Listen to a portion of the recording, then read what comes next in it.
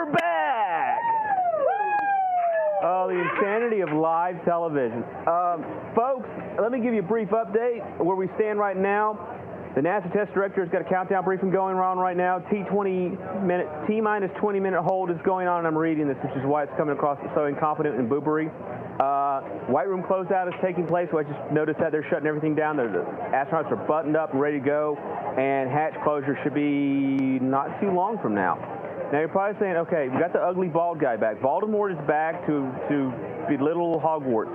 Who is this guy next to him? Well, I'm here with Pat Duggins, longtime friend of mine. When I first came out here and I was a little Padawan trainer, he was the one that gave me a lot of good, solid advice, put me in the right direction. Eventually, he decided it was time to go back to Bammy. He went back to Alabama, and he is the news director, and make sure I get this right, University of Alabama? Well, it's Alabama Public Radio, but it's actually it's part of the University of Alabama.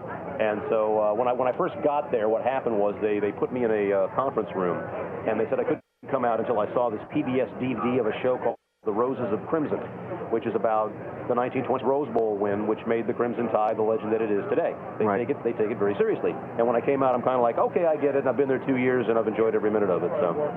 So it's really a great place you work at, and but now, you got a lot of experience here.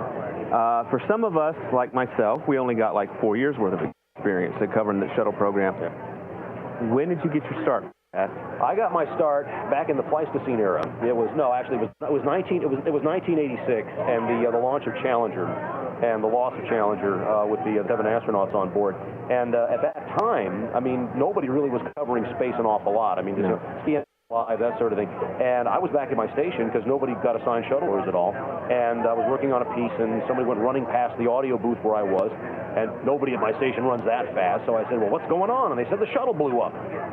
And I'm like, well, right, sure. You know, I went back to what I was doing for a second or two, and then I figured, okay, the people who are next door to me, they're recording some launch audio. So I kind of peeked over there, and it was the most pasty-faced room of people They just lost all the color. Absolutely, absolutely. So at that point, I grabbed a recorder, set of news car keys, followed the mushroom cloud out to the Kennedy Space Center, and when I got here, the parts were still coming down. So that was the start, and assuming Atlantis goes today, if it goes today, that will be 103. I get a lot of grief from you guys because this will be my 18th. I don't want to hear it. I don't want to hear it. This guy's got 103 launches under his belt. And I've got all the grandpa action to prove it, so there you go. How's that? So now, obviously, when you've covered the space program as long as you have, I mean, like I said, I've been doing it 4 years. But you learn the lingo, you get the stories, you get the experiences. I'm going to guess that you've managed to translate some of that. You've taken the time to put it into text. Well, I tell you, I do have 2 books out, but getting to the point of NASA jargon, I think my wife probably had it the worst. Because, like, you know, I'd be at home over the weekend, and I get a call for a story, and they say, you got to do something about the shuttle. You know, something happened. And so I say, okay, fine. So I call up one of my people at the Cape and say, what happened? And it's all in jargon. It's kind of like, oh, we had an overpressure on SSME-103, on STS-105's OB-103, on Launchpad 39B. Well, the MMT, that's the mission management team, better do something ASAP, otherwise they'll be MIA-TFN. And my wife is sitting there, kind of like, you know, he's making this up, you know. It's just, no. There's no way that people talk like this. You know? Yes. So when you're here long enough, as have been, it's like, you know, you do kind of, you get used to the jargon and the lingo. And when I wrote both of my books, the first thing I had to, you know, knock into, you know, my head was lingo free, so, you know, the average person can read it. So it was a bit of a struggle, but, you know, we do what we can do. Now, I've had one of the greatest experiences I've had was during STS, I was 126. And I'm out here, and I know Pat from Facebook. I'd met him a few times out here, and he's starting to work with me, give me some advice. And I was working as a volunteer at the time, and I was escorting Bobby Satcher around. Oh, yeah. So they had these bleachers back here, and I don't know if they're there now or you can see them, but that's where the radio guys go. Yep. So Pat was up at the top, and basically Bobby Satcher's last interview, and as astronaut Bobby Satcher flew on 129, he had Pat. I'm like, okay, well, I'm essentially my job is done. I don't have anybody to escort now. So I'm trying to look around, figuring out what I'm going to do, and Pat's getting his A game on, and I look at Bobby Satcher. Bobby's like, so for 126, I got my friend over here in this seat, I got an astronaut in this seat, and I'm on the other side, and that's how I got to watch that. That's one of my best memories of coding, because it's just really cool to share that with your friends, but to sit next to an astronaut too. And I mean, I'm sure to you that's got to be nothing, because you have so many stories and things, experiences that you've had. Now, if you had to pick out of your two books, Final Countdown and Trailblazing Mars, what story would you want to basically cliff note for the viewers? I would say probably a unique interview opportunity that I had, mainly because we have Atlantis on the launch pad today. Okay. You see, when the shuttles were designed, as you know, they were designed back in the 1970s during the days of disco. So they used to have these dashboards that were like, from Jurassic Park. I mean, they had like mechanical gauges. We were just pretending Doc Horowitz said the same thing, because when I got in the shuttle, they had little dials, the arrows and stuff. It was horrible. Commercial airline pilots would go up to astronauts and say, my cockpit is within yours, and all that. Well, they were replacing Atlantis's with what is known as a glass cockpit. It's all bright colored computer screens. And I was among maybe like two or three reporters who were invited to go into the shuttle up onto the flight deck and interview an astronaut from there. And so it's me and Jim Halsell, and he and I are aboard inside the cockpit. And you might think to yourself, hey, glamorous assignment, until you're inside the cockpit of the shuttle. Because, if anybody watching here stands upright and then bends over and puts your hands on your knees, that's how you have to stand when you're inside the cockpit of the shuttle. Because if you stand upright, and I'm just a hair under 6 feet tall, you go, but don't like that, right into the ceiling where all the control panels And there's all kinds of switches up there on your head. You're like turning things on, the wings are flapping around. It's not a good scene at all. And you get all these scars that are like, on, off, button, tile, switch, like that. So we had to kind of like bend over and do this. So most interviews with astronauts are standing on solid ground, but to actually be inside a shuttle that's flight ready, that was kind of an interesting day. Let me ask you a question. What made you decide to start writing down into the stories into books? A lot of people just kept pestering me about it, and for my first one, Final Countdown, which you have there you go. Let me get that up there. Oh, I appreciate that so much. Anyway, so everybody says, got to write a book, you got to do a book. And so I'm at a social function, and the chief editor for University Press of Florida shows up, and I figured, okay, if I walk up to her and say, hey, why don't we do a space book, she'll say, are you kidding? Get out of my face, And then I can tell everybody that I did my bit and go away. You tried. So I went up, I said, you want to write a space book? Let me know. In 2 weeks, they let me know. So that was Final Countdown, which came out in 2007. Then 6 months ago, Trailblazing Mars came out, which is the follow-up to it. And it's been interesting. It's kind of like, with radio, you're sort of like, you talk to people and occasionally you'll get feedback from folks.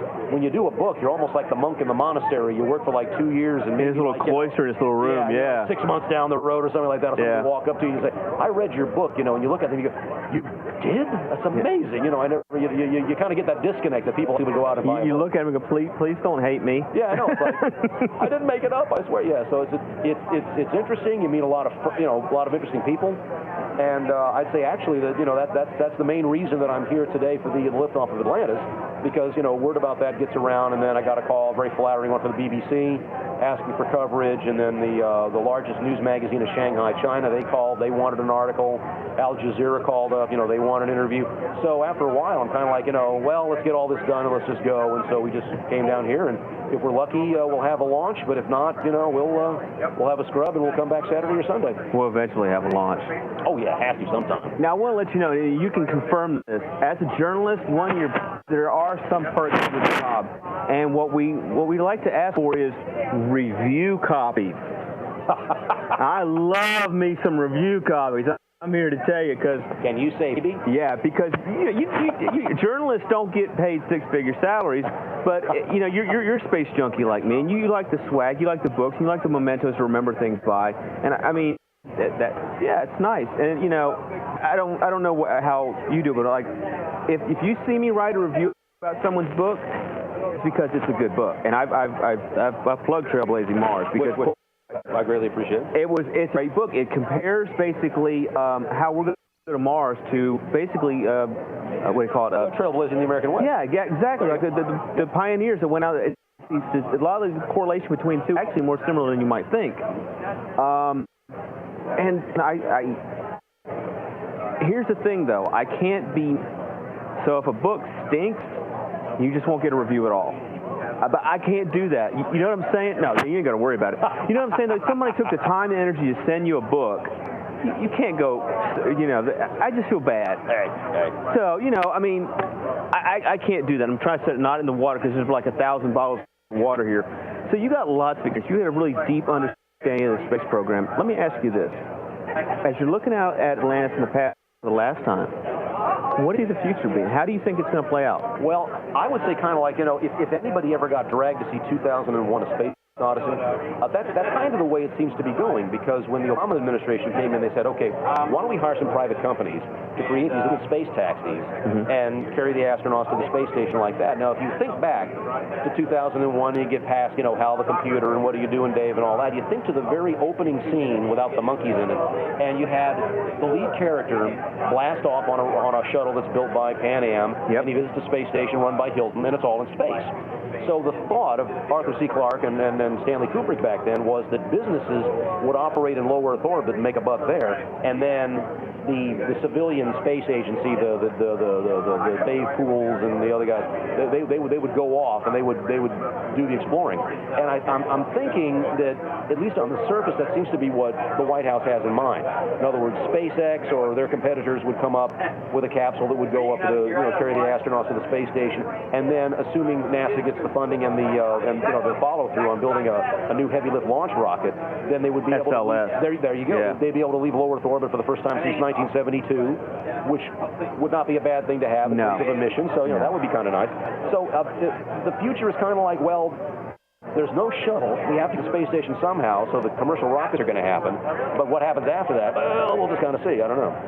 Now, we only got you for a few more minutes, so let me ask you this.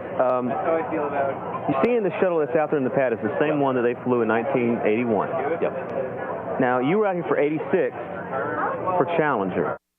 I got to, when I look at Mercury Apollo, which took place in like at least 7 to 8 year time frame, didn't you think we'd be on the second or third generation of the shuttle by now? Well, everybody said that, like, the shuttle was going to be a space truck and we fly it 100 times and all that sort of stuff. We are way short of that. Yes. So, I mean, it's a youngster out there. I mean, it didn't even really find its mission until 1998 when it started taking up parts of the International Space Station. So that's like 17 years. It was finally what it was supposed to do. Yeah. So, but I think the fact that it's going away, it's, there are a lot of really nice people here at the Kennedy Space Center who worked really hard on it. Unfortunately, they're going to be having hard times because, the jobs are going to go away.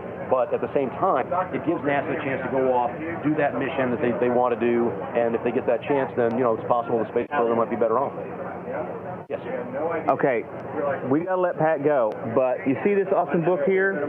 I've read it from cover to cover. You'll love it. I say you'll love it because Pat is generously donating 5 copies. It's 5, right? 5 of these? Yep. 5 of these to lucky Spacevidcast viewers, and I'm sure Ben will come up with some incredibly random. We'll just throw it off to the computer, whichever it lands, that you'll be the one to get it. Copies of this will be sent out, guys, so be nice. Suck up to him very graciously, and maybe it could be you. And with that, there you go. Pat, that was awesome. Thank you so much for coming on our show. Yeah, so we might have a launch. If not, hey, it's nice to talk to folk, and we'll come back next week. It's always a party out here at Kennedy Space Center. Thanks.